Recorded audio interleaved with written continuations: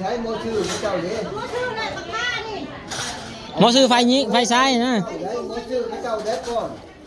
มันบ่เป็นโมชื่อเฮาได้หมอซื้อไฟซ้ายได้เป็นผู้ป้อนพี่น้องเลยหมอซื้อพี่น้องเลยใครเจ้าเขาแล้ว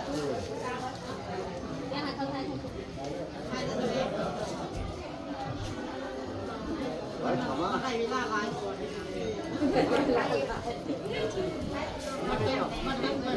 แม่รับยาแม่ก็เห็ดตุ้งๆนี่แหละ คือเจ้าพูดเจ้าโมชื่อนะก่อนนั้นใคร คือมืดแท้ยามันกับยามันบ่มีไฟตัวเองไม่เฮ้ยละมันมืดเลยเจ้าอันนี้เพิ่นประสบการณ์มาเลยนี่มันจับข้าวซ้ำจับยาอันเจ้าเป็นนางกาบพูดดังทางข้างหลังเจ้าเป็น เดี๋ยวให้แม่แล้วถ่ายรูปแล้วก่อนจังให้แล้วบ่ 1 2 3มือกล้องก็บ่นับเนาะ ผู้ยิ้มแล้วยิ้มข้าง 1 2 3ยิ้มสั่นแล้วบ่เฮ้ย พอแล้วเขาสิถ่ายอยู่ตารางเขาสิถ่ายอยู่ตาราง ระวังทับการนะเด้อเจ้า ไปเข้าไป หมอซื้อเข้าไปนั่ง ใครตัวเขาย่างเข้าไปโลด ก็สิป้อนไข่พี่น้องเอ้ยเนาะมือขวาป้อนไข่อ้ายมือซ้ายป้อนไข่นางเพิ่นว่าพี่น้องเนาะ ไปหีบ ยกบ้านเขาบ้าน มึงเด้อพี่น้องเด้อ ยกบ้าน ล้างมือบ่ใครนะก็ละเบิ่งไหน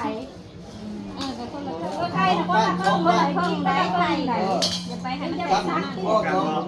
จำเพิ่น ต้นปอนไข่เด้ออย่าเอาคำใหญ่เลย จำ ทำน้อยๆพวกใครใหญ่เลย อย่าเอาคำใหญ่เลยมันสิแข็ง น้ำใช้มีน้ำอยู่บ่เตรียมน้ำมาไว้เด้อถือบักพริกหลายๆแล้วบ่แห้งนะอย่าเอาหลายแล้วเด้อ จำน้อยๆจะจำลายไม่อยากอะไรมันแตกแล้วบ่ได้ซ้ำกะติมันบ่อย่าจำลายแก้วนะตอนนี้ได้ช่วยตอนนี้ได้แกล้งยังเคยกับแกล้งตอนนี้เด้อนะช่วยโอกาสตอนนี้ได้ อ้าวพี่น้องเอ้ย ไว้ก็ดอกงับเอากันนั่นในชายจะงับแล้วไว้เลยหิวเขา หิวเข่าแล้วมันสวยแล้วเนาะ คือใช้ใครเลย แล้วพี่น้องเอ้ย แล้วคนสิปรุงลงในบ้านเขาสิขายอยู่ตาราง จุงลงพี่ปะติหูก็ลงไงญาติพี่น้องเพิ่นก็มาหลายพี่น้องเอ้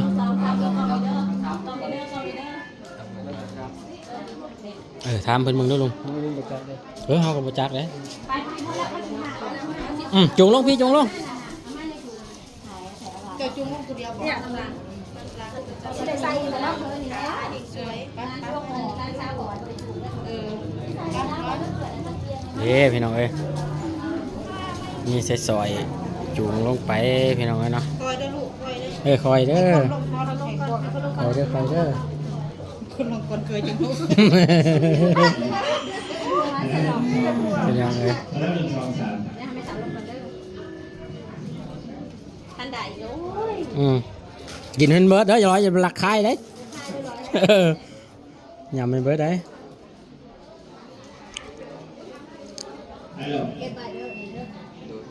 หรือว่าเป็น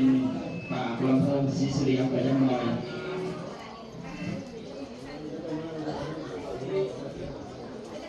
เป็นจิกกาสิเขาพิธีสู่ขวัญพี่น้องเนาะ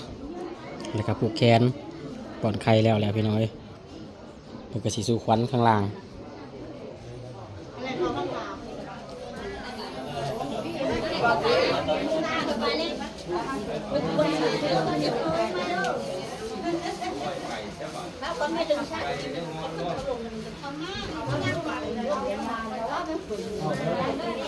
ไปแล้ว1 2 3แล้ว1 2 3ยังจะทอนอยู่มองลงอีกจักหน่อยก็ได้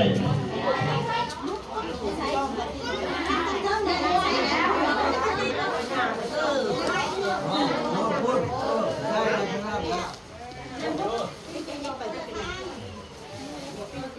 ฮัลโหลได้แล้วกินหน้าลำโพงซีเรียมไปทำไมจังหน่อยยังอิงอีกจังหน่อยกินข้าวแกงก็แล้วแต่มันดำนึง หมอสูตรพี่น้องเลย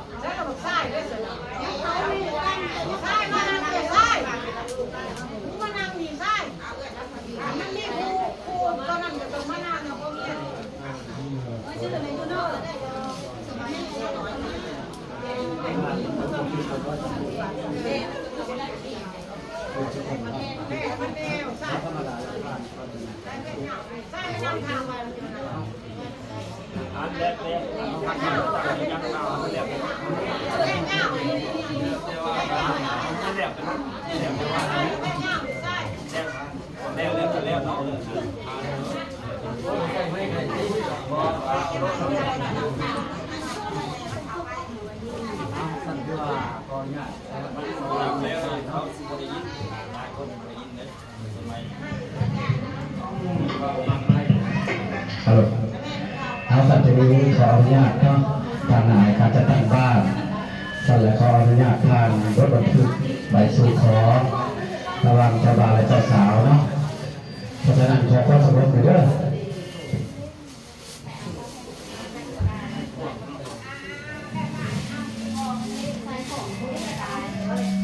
ใส่ปันลมดังกลมนั้นแม่เงื่อนพอ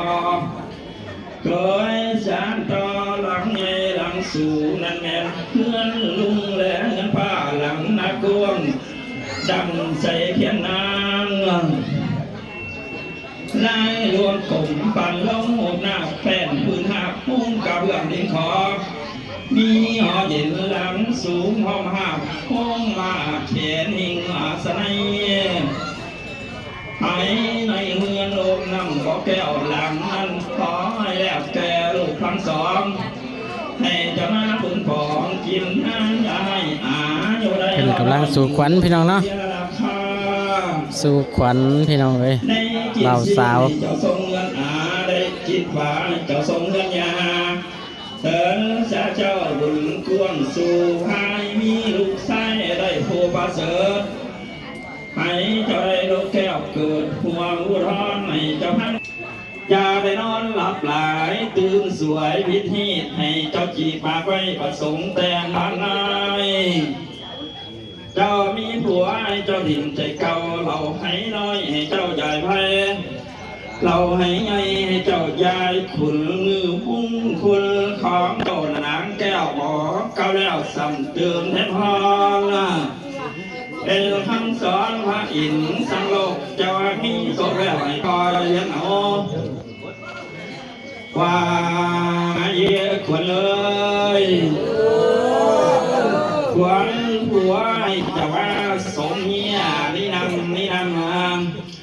เอิงยามทำให้เจ้าเขาวันนอนหัวเอียงหมอนให้เจ้าหับคอให้เจ้าตั้งหน้าต่อทำแต่ความดีความสุขมีเรียนพอหน่อยแลนลำคอยให้เจ้าอยู่สวัสดีก็ขาเดินเสียตัวพังเสียงพระเสียมาคนจากตโลธรรมวัฒนติอายุวานโนสุขังพลังสาธุสุดท้ายถูก ลบแล้วบ่สุดลบแล้วบ่ห้วยจบแล้วบ่เด้อคนเด้อเด้อ คนเอ้ย ขอจบให้คุณจุดแต่แค่จับบ่ได้สะดวกพังทะเลาะยาวออกก็ดังอยู่เนาะถ้าแม่มันสั่นยาวว่าก็บ่เอาพาลูกไปโดนแล้วใกล้เลยใกล้เนาะใกล้ปีไงเนาะนี่พี่น้องขาเข่าเพิ่นเนาะเขาจะพูดเพิ่น